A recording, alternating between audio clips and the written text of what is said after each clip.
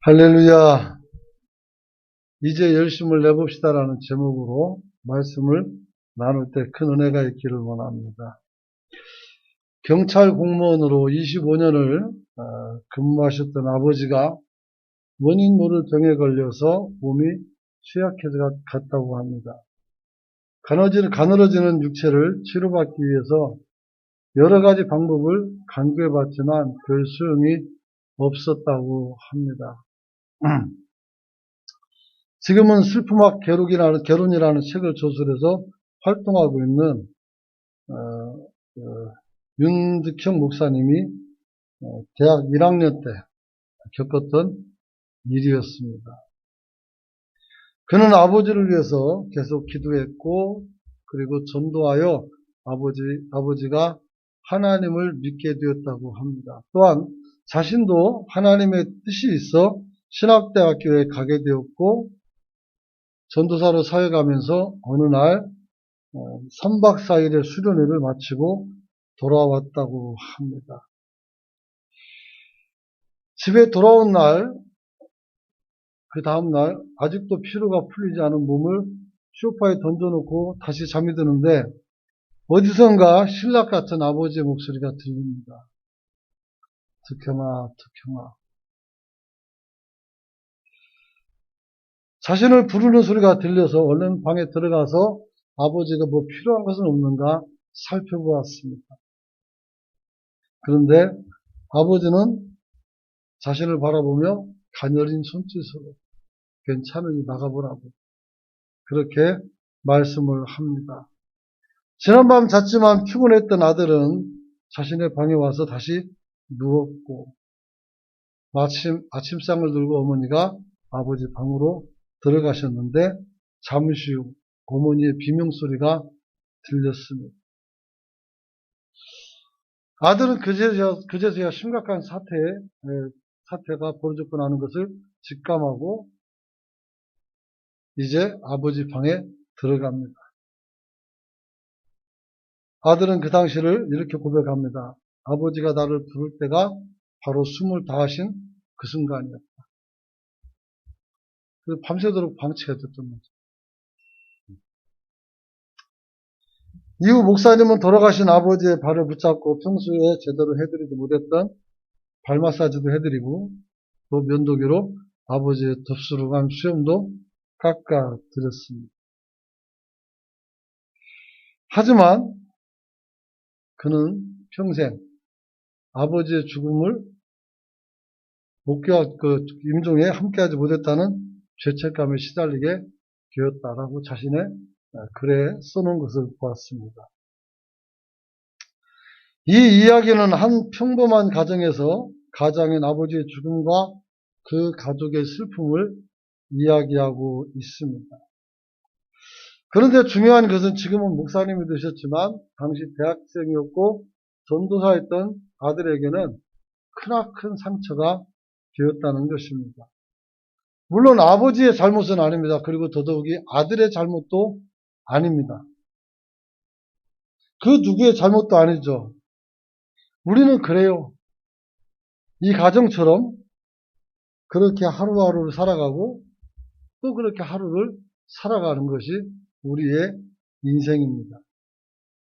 그렇지만 나를 부르신 그 마지막 부름에 제대로 응답하지 못한 회한이 그를 짓누르고 있는 것입니다.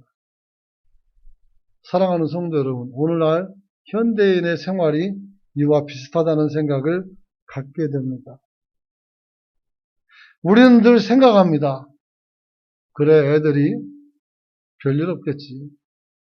아버지도 별일 없을 거야. 괜찮을 거야.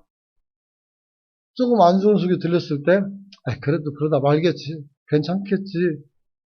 그렇게 생각합니다. 그리고 다른 사람도 다 가보는데도 못 가는 상황이 되었을 땐 우린 그렇게 말합니다. 아유, 나도 바쁜데 뭐. 좀 나아지면 가지 뭐.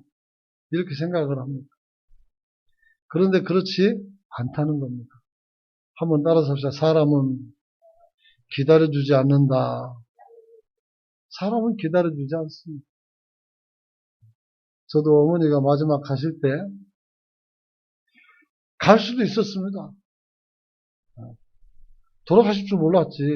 그러니까 안 갔는데, 그때 찾을 때 갈 수도 있었어요.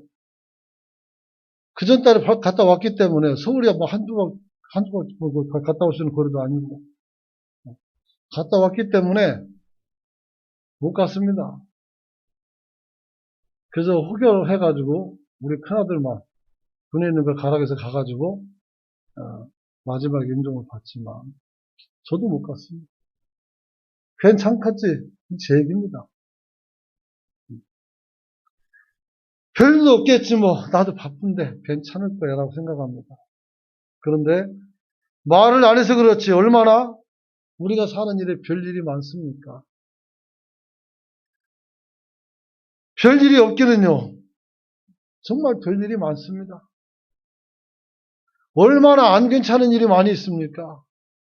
그래서 울기도 하고 웃기도 하고 여러분이 얼마나 발을 동동거리며 삽니까? 여러분 바쁜 줄 알지만 기다리고 또 기다리는 것이 부모의 마음이고 그렇죠. 가족의 마음이죠. 우리는 떠나서 살기 때문에 모릅니다. 그러나 가족들은 그렇지 않죠. 저도 추석이 되면 제가 초등학교 다닐 때 중학교 다니면서 제일 싫은 게 어머니가 정류장으로 형님 누나 오니까 마중 가라는 거예요. 아니 마중을 가면 저들이 나한테 마중 가야지. 어른 내가 무슨 그 다 큰 사람도 마중을 갑니까? 근데 어머니는 저보고 가라고 그래요. 금식도 하고 떡도 있는데 먹을 것도 많은데 꼭 나가라 해서 돈을 좀 주고 보내면 좋은데 정류장에 그것도 슈퍼잖아요. 돈도 안 주고 먹을 것도 없고 어떡하라고 그러잖아요. 일찍 오지도 안 해요. 깨늦게 거의 누님들은 일찍 와. 근데 아들들은 마지막 차 타고 와요. 그래가지고 한참을 기다렸던 때가 있습니다. 자기 동생이 그렇게 기다렸다는 거 우리 형님들은 모를 겁니다. 여러분. 우리는 기회가 주어지는 대로 우리가 사랑할 사람을 사랑하고 내가 해야 할 일을 할 수 있기를 소망합니다. 이것을 가능케 하는 것이 어떻게 됩니까? 우리 안에 있는 열정입니다. 열정. 여러분 열정이 식으면 안 갑니다. 열정이 끌면 어떻게 가죠? 연애할 때 안산에서 그 석관동이라고 해서 강북에 있는 성북구까지 지하철 타고 가면 1시간 넘게 갑니다. 거의 2시간 가요. 하나도 안 지루합니다. 지금 생각해 보면 그래요. 지금도 기차 좋아졌으니까 타고 가면 비행기 타고 가면 그보다 시간이 덜 걸려요. 근데도 안 가지는 겁니다. 왜요? 열정이 없는 거죠.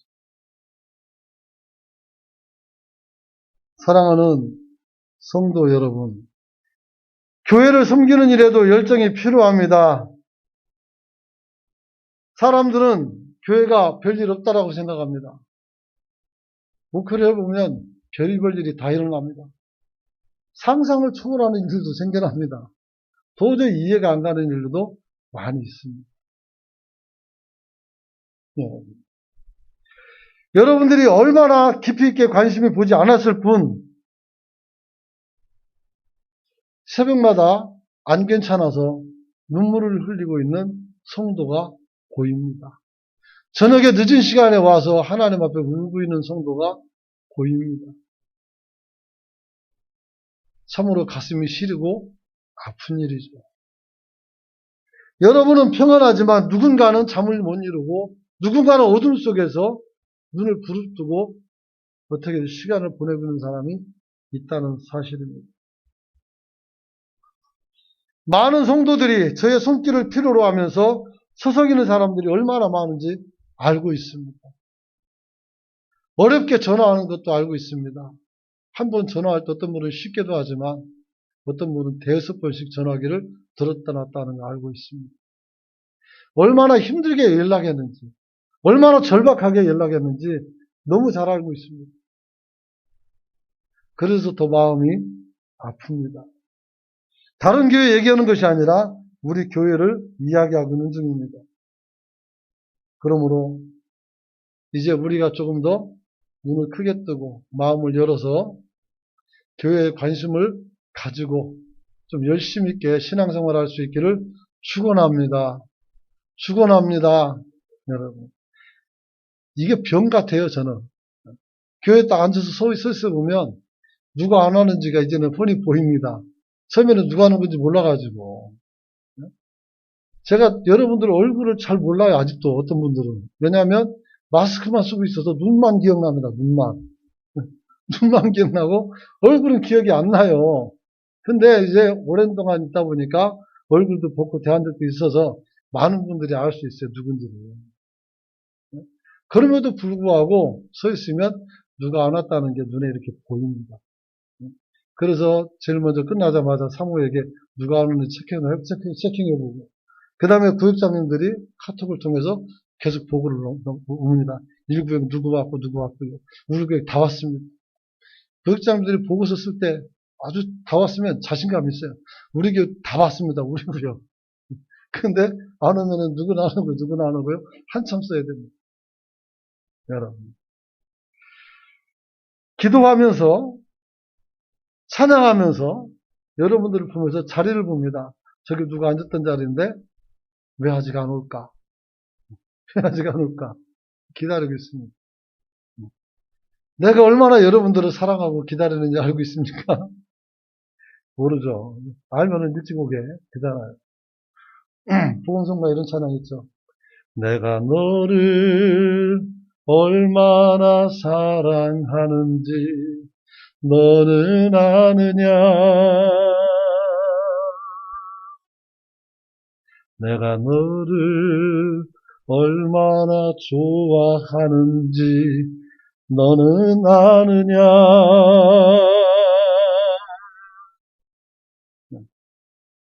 오늘 하나님 앞에서 교인이 좋고 사랑스러운 것은 어쩔 수가 없는 겁니다. 여러분이 사랑을 갖고 관심을 가지고 보면 우리가 서로 힘을 내서 교회를 잘 돌아보게 되는 줄 깨닫습니다. 오늘 본문을 보면 요한계시록의 소아시아 7교회에 대해서 말씀하고 있습니다. 그 7교회 가운데서 서머나 교회와 그 다음에 빌레아델비아 교회는 칭찬만 받았습니다. 주님의 칭찬만 받아요. 그리고 에베소, 보가모, 두아디라 그리고 사대교회는 칭찬도 듣고 책망도 들었습니다. 그리고 오늘 본문에 나와 있는 라오디게아 교회는 책망만 듣습니다. 책망만. 그래서 7교회 중에서 유일하게 책망만 듣는 교회가 라오디게아 교회입니다.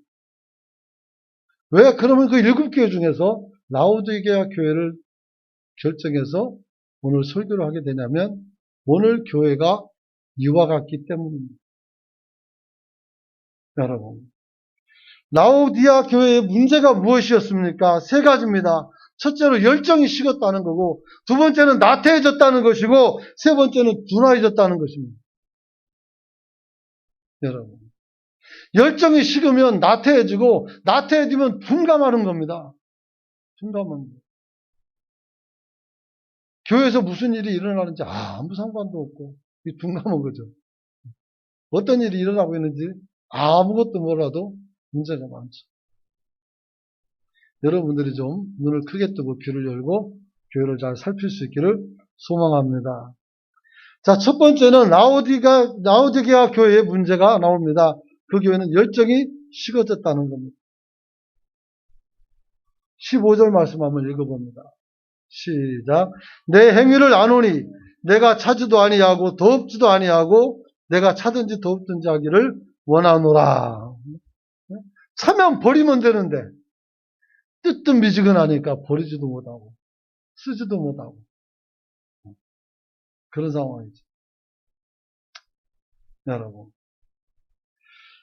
오늘 덥든지 차든지 하라는 말씀 속에 이 덥다라는 말은 헬라어로 제스토스라는 말입니다. 이 말은 곧 열정이라는 뜻입니다. 열정. 그래서 어떻게 돼? 우리가 이제 열심을 좀 내보자 라고 설교 제목을 결정한 것입니다. 언제나 어디서나 교회 역사를 보더라도 교회가 성장할 때는 열정 있는 성도들이 존재할 때입니다. 열정 있는 성도가 있어야 돼요. 그리고 그 열정 있는 성도들이 나이 들어서 늙어갑니다. 그리고 그때 이들이 떠나기 전에 세대 교체를 완전히 하지 않으면 교회는 없어집니다. 그러므로 늙어가시는 여러분들 혹여라도 책임지고 하나씩 전도에다가 여러분이 앉혀놓고 교육을 똑바로 시켜서 여러분을 대신해서 교회를 섬길 수 있도록 만들어갈 수 있기를 축원합니다. 축원합니다. 대답이 괜찮으니까 그렇습니다. 여러분, 바울의 선교의 열정을 보십시오. 얼마나 대단했는가. 그렇게 얻어맞고 죽어가지고 사람이 죽은 줄 알고 사람들이 어떻게 들고서 쓰레기통에다 버려버려요. 쓰레기장에다. 그럼 살아나와가지고 또 기어다니면서 또 복음을 전합니다. 보통 열정이 아니죠. 동시대 사람 도마는 인도를 거쳐 중국을 거쳐서 이거는 설이지만 우리나라까지 왔다는 이야기를 합니다. 어떤 학자들은. 분명한 것은 중국까지는 왔어요. 비가 있으니까. 도마 비가 있으니까 중국까지는 왔어요. 그 사람이 속사도 시대 사람도 아니고 예수 그리스도를 따라다니던 예수님의 제자였습니다. 그분들이 어디까지 왔다고요? 이 머나먼 길을. 제가 비행기 타고 이스라엘 갔다 오는데도 허리병이 날 만큼 힘들었어요. 너무 피곤하고 너무 힘들었어요. 그런데 걸어서 동시대 사람들이 유구까지 왔다는 거예요. 뭐 때문에? 열정 때문에. 하나님의 말씀을 전해야 된다는 열정 때문에 오늘 그들은 그렇게 할 수가 있었던 것입니다. 여러분들은 복음을 들고 어디까지 가보셨습니까? 연산동 지역에 한번 다 밟아보셨는지 모르겠습니다. 제가 처갓집 경북 봉화인데 가 있었는데 평일날인데 여호와의 증인들이 와서 전도를 합니다. 양복을 떼입고. 그래서 어디서 하냐고 물어봤어요. 동네 사람 같지 않아가지고. 그랬더니 인천에서 왔어요. 서울 인천에서. 이 사람들은 시간의 10분의 1을 드립니다. 그래서 열흘 중에 하루를 빼서 전도를 하더라고요. 이단이지만 좀 배워야 될 것 같습니다. 이단이라고 다 몰아낼 게 아니라 좋은 건 우리가 배워서 벤치마킹 해야죠. 여러분. 그분들은 이곳이 봉헌하는 곳이 어느 곳인지도 모르고 왔어요. 무조건 보내니까 가서 거기서 복음을 하루 종일 전하다가 가는 것이었습니다. 우리도 복음에 대해서 열정을 낼 수 있는 성도가 되시길 축원합니다. 마태복음 28장 18절로부터 20절 말씀 우리 같이 한번 읽어봅니다. 시작. 예수께서 나와 말씀하여 이르시되 하늘과 땅의 모든 권세를 내게 주셨으니 그러므로 너희는 가서 아버지와 아들과 성령의 이름으로 세례를 주고 내가 너희에게 분부한 모든 것을 가르쳐 지키게 하라. 볼지어다 내가 세상 끝날까지 너희와 항상 함께 있으리라. 아멘. 할렐루야. 하늘과 땅의 모든 권세를 하나님이 우리에게 주신 겁니다. 그럼 받았으면 써먹어야죠. 안 써먹으면 아무 의미가 없어요. 안 써먹으면. 오늘 새벽에 잠깐 말씀 나눴는데 어리석은 부자를 말씀드렸습니다. 하나님께서 농사가 잘 되게 해서 어떻게 돼요? 많이 거두었어요. 그래서 창고를 더 짓고 거기다가 곡식을 꽉 채웠습니다. 풍년등과 하나님의 은혜입니다. 할렐루야. 또 창고를 지어서 거기다 다 채우는 것도 하나님의 은혜입니다. 근데 이 사람이 왜 어리석습니까? 내게 주신 것을 사용할 줄을 몰라요. 주면 뭐합니까? 쓸 줄도 모르는데. 그러니까 도로 가져가는 거예요.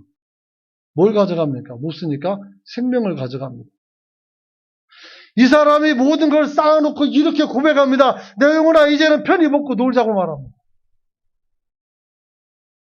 하나님께서 우리에게 달란트를 주셨을 때 먹고 놀라고 주셨습니다. 전혀 그렇지 않습니다. 내 영혼아 먹고 놀자니까 주님께서 그 밤중에 나타나서 말하면 돼요. 어리석은 부자예요. 어리석은 자예요. 내가 오늘 네 영혼을 거둬갈 거다.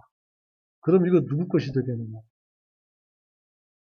남의 거죠. 받으면 뭐해? 그잖아요. 남의 것이 뭐 의미가 없잖아요. 여러분. 우리가 하나님 앞에 하늘과 땅의 권세를 받았으면 뭐합니까? 안 써먹으면 어떻게 돼요? 아무 의미가 없는 겁니다. 그러므로 너희는 가서 모든 족속으로 제자를 삼아 아버지와 아들과 성령의 이름으로 세례를 주라고 말씀합니다. 그리고 내가 너희에게 분부하여 가르친 모든 것들을 내가 배운 것을 어떻게 해야 돼요? 가르쳐 주라는 거예요. 그리고 그들도 제자가 되게 하라는 말씀입니다. 여러분들이 이러한 삶을 살아갈 수 있기를 원합니다. 이게 열정이라는 겁니다. 여러분. 그래서 우리도 복음을 실현하는 장소와 그 방법을 개발을 해야 됩니다. 우리나라는 어떻게 이 땅에 복음을 선포했고 어떻게 복음을 확장시켰을까요? 선교사들이 처음 와서 한 것이 뭡니까? 전도도 있었지만 네비우스 선교 정책을 통해서 전도도 하고 선교지 분할해가지고 중복되지 않게 나눠서 열심히 차근차근 전도도 했지만 가장 중요한 것 중에 몇 가지가 있어요. 그것은 바로 뭐냐면 사회를 변화시키는 것이었습니다. 제일 먼저 뭐였습니까? 병원을 짓습니다. 세브란스 병원이 그래서 만들어진 겁니다. 병원을 짓고 학교를 만듭니다. 그때 지은 학교가 다 명문학교가 됐습니다. 연세대학교, 명문학교 됐죠? 이화여대, 그 다음에 어디 숭실대학교, 명지대학교, 제가 아는 것만 몇 개 읊으면 그 정도예요. 더 많습니다. 여러분, 그렇게 학교를 세워서 거기에다가 오늘 공부하지 못한 아이들과 젊은이들과 처녀들을 붙잡아 놓고 공부를 시키는 겁니다. 그리고 그 사람들이 배워서 십자가 되어 나타나서 이 사회를 이끌어갑니다. 해방이 되자 정부 요직에 다 들어갔고 우리나라가 발전할 때 그분들이 이 나라의 지도자가 되어서 지금 같은 큰 국부를 이루었던 겁니다. 여러분, 그냥 된 게 아닙니다. 교회는 교육을 했고, 교회는 병을 치료했고, 장애인들과 재활센터를 만들어 놓고, 그들이 어떻게 됐습니까? 사회에서 매장되고 사는 것이 아니라, 집안에서 묻혀 사는 것이 아니라, 자기의 삶을 살도록 독립을 시키고, 그들의 기술과 그들의 체력을 개발시켜 올림픽에서 금메달 따오고, 기능 올림픽에서도 또 금메달 따오고, 다 교회에서 했습니다. 지금 우리가 하는 사회복지 모든 것이 다 교회에서 나왔습니다. 여러분, 여성 쉼터, 청소년 쉼터, 방과후지도, 외국인 자녀 보호시설이라든가 결식아동 청년 비전센터 등등등 해가지고 너무 많습니다. 지금 우리가 누리는 국가 돈으로 누리는 모든 복지 혜택은 다 교회에서 진행하던 것이었습니다. 그래서 사회복지를 공부할 때 저는 사회복지 1급은 안 됩니다. 2급밖에 안 됩니다. 별로 그 활동을 안 해가지고 자격증만 따고 공부만 했죠. 사회복지 할 때 처음 시작되는 게 뭘 배웁니까? 교회에서부터 시작됐다는 걸 이야기하지 않을 수가 없습니다. 교과서는 잘 안 나오지만 그렇게 않을 수가 없어요. 실제로 여기서 다 했습니다. 여러분, 유치원을 가지 못하고 어려운 환경 속에서 아이들을 놀려야 되는 그 사람들을 위해서 교회에서는 선교원을 만들었습니다. 우리 교회도 예전에 선교원이 있었던 걸로 알고 있습니다.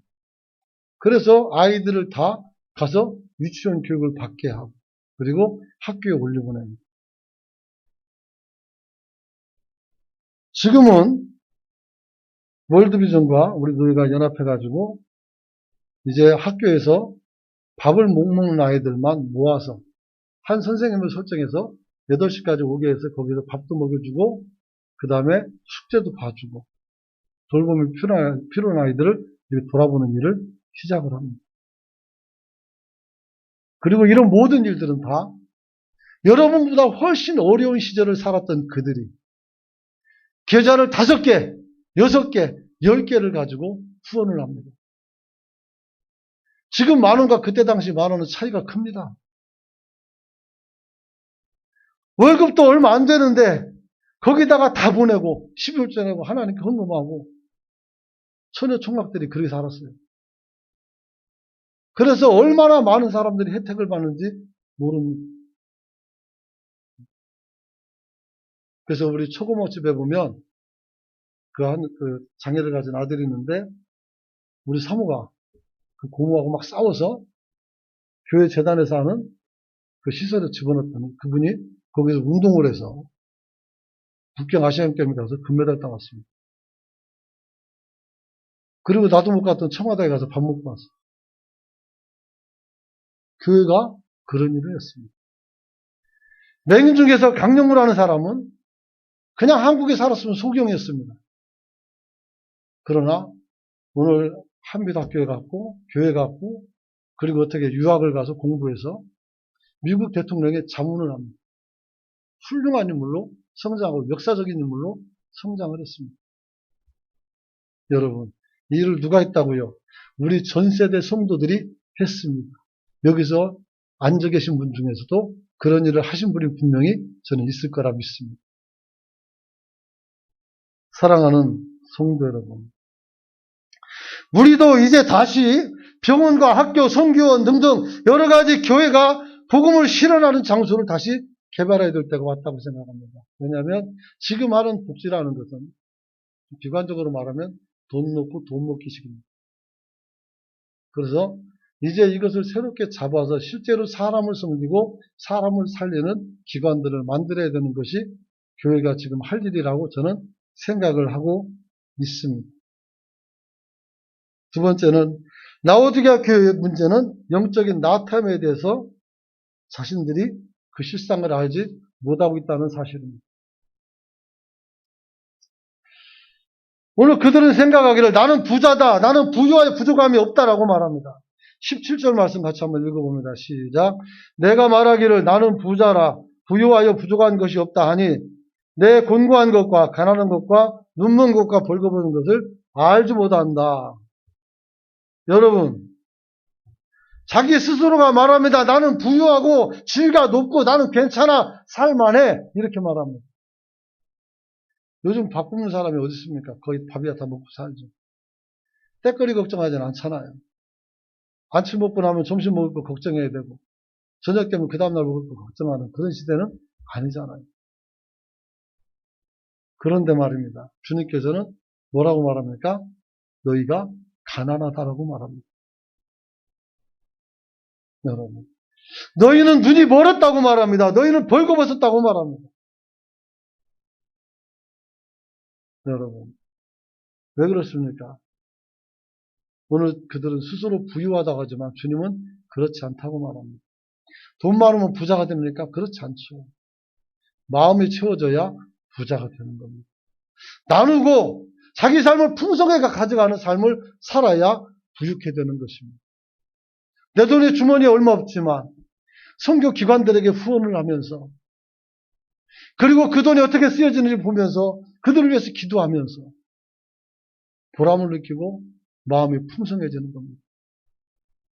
여러분, 교회 안에서 여러분들이 이런 일들을 진행할 수 있기를 소망합니다.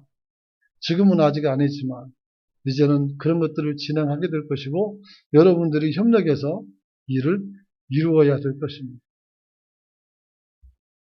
사랑하는 성도 여러분, 오늘 왜 그런 지적을 했습니까? 이들이 복음에 대해서 항상 미지근한 태도를 보이면서 자기들은 실상 복음을 이해하지 못하는 그런 삶을 살았기 때문입니다.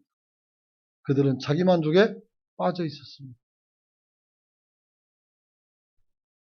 그리고 세 번째는 라오디게아 교회의 문제는 뭡니까? 영적으로 둔감해서 자기가 그걸 알지 못한다는 것입니다. 그래서 18절 말씀 한번 같이 한번 읽어봅니다. 내가 너를 권하노니 내게서 불로 연단한 금을 사서 부유하게 하고 흰옷을 사서 입어 벌거벗은 수치를 보이지 않게 하고 안약을 사서 눈에 발라 보게 하라. 아멘. 하나님은 우리가 회복되기를 원합니다. 둔감에서 벗어나려면 어떻게 합니까? 불에서 연단한 금을 사랍니다. 불로 연단한 금이 뭡니까? 정금이라고 말합니다. 정금. 순금이라고 말합니다. 주님께서 여러분들에게 믿음을 연단해서 정금 같은 믿음으로 나와서 하나님 앞에 서라고 요구하고 있는 것입니다. 올바른 믿음으로 하나님 앞에 서 계신 여러분이 될 수 있기를 소망합니다. 그리고 흰 옷을 사서 입어 벌거벗은 수치를 보이지 말라고 합니다. 벌거벗은 임금님 여기 알고 있지 않습니까? 이 문제가 뭡니까? 이 옷은 나쁜 사람들에게는 안 보이고 좋은 사람들에게는 보이는 옷이라고 말하니까 홀라당 벗고 그 옷을 입고 길거리 뛰어다니는 왕의 모습을 보게 됩니다. 여러분, 그런 옷이 세상에 어디 있습니까? 그러나 사람들은 자기 자신을 증명해 보이고 자기가 온전한 것을 증명해 보이길 원한다면 얼마든지 뻘벗고 뛰어다닙니다. 부끄러운 줄도 모르고. 그래서 뭐라고 말합니까? 흰옷을 사서 입으라는 겁니다. 흰옷은 누가 있습니까? 믿음으로 승리하고 하나님 나라에 들어간 성도들, 특히 성가대원들이 입는 겁니다. 그래서 이 흰옷 입는 것이 얼마나 위대한 일인지를 알아야 돼요. 하나님의 거룩의 옷을 말하는 것입니다. 그러므로 우리가 하나님의 거룩의 옷을 입어서 공의로 감싸니까 어떻게 돼요? 죄가 없어지는 것입니다. 하나님 앞에서 의의가 나타나는 것입니다. 그러한 여러분이 되시길 축복합니다. 안약을 사서 눈에 발라보라고 말합니다. 보지 못하니까, 눈 멀었으니까 눈을 뜨라는 얘기죠. 사랑하는 성도 여러분, 오늘 주님 앞에서 여러분들이 눈을 뜨고 살아가는 성도가 되시기를 축원합니다. 이제 말씀을 마치려고 합니다. 사랑하는 성도 여러분, 오늘 우리는 주님 앞에서 이 모든 것들을 이루기 위해서는 어떻게 해야 됩니까? 첫째는 한번 따라서 합시다. 복음에 합당한 반응을 보이자. 할렐루야. 여러분들이 말씀에 아멘하고 그 다음에 여러분들이 집에 가서 이 말씀을 실현에 옮기기 위해서 이 말씀을 묵상하고 고민하고 그리고 작은 거라도 하나씩 이루어가는 것. 이게 하나님 앞에서 여러분들이 복음에 반응하는 것인 줄 깨닫기를 원합니다. 여러분, 어떻게 그것이 가능합니까? 첫째는 한번 따라서 합시다. 복음을 이해해야 된다. 그 다음에 복음 안에서 어떻게 돼요? 여러분이 회개하고 여러분이 바로 서야 되는 것입니다. 그리고 하나님의 인도하심마다 따라 살아가는 성도가 되시길 축원합니다. 축원합니다. 함께 기도하기 원합니다.